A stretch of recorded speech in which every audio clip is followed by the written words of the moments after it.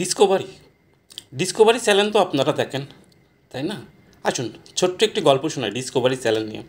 Discovery চ্যানেলে যখন দেখবেন বাঘ একটা হরিণকে দাবড়াচ্ছে খাবারের জন্য, আর তখন কিছু নীতিবান মানুষ ডাইনিং টেবিলে বসে, কথাটা কিন্তু মনোযোগ সহকারে শুনে যাবেন, তখন কিছু নীতিবান মানুষ ডাইনিং টেবিলে বসে কষ্টের টাকা, মানুষের সাধারণ জনগণের কষ্টের টাকা মেরে খাইয়ে মুরগির রান চিবাচ্ছে আর বলতেছে, আহা, এই বুঝি হরিণটাকে এখনই বাঘে খেয়ে নেবে।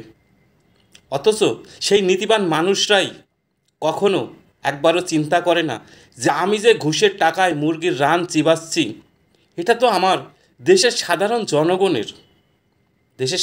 জনগণের কষ্টের টাকা। তাহলে নীতি আজকে কোথায় যেয়ে দাঁড়াইছে? কথাগুলি হয়তো বা বোঝায় বলতে পারছি না, কিন্তু বড় আফসোস নিয়ে বলতেছি, কোথায় গেল সেই নীতি? একটি হরিণকে বাঘে দাবড়াচ্ছে তার ক্ষুধার জন্য, আর একজন নীতিবান শিক্ষিত মানুষ সে ডাইনিং টেবিলে বসে মুরগির রান চিবাচ্ছে আর বলতেছে, এই বুঝি হরিণটাকে এখনই খেয়ে নিল। সে যে ঘুষ খায়ে দেশের মানুষের টাকা মেরে মুরগির রান চিবাচ্ছে, সেটা নিয়ে তার কোনো আফসোস নাই।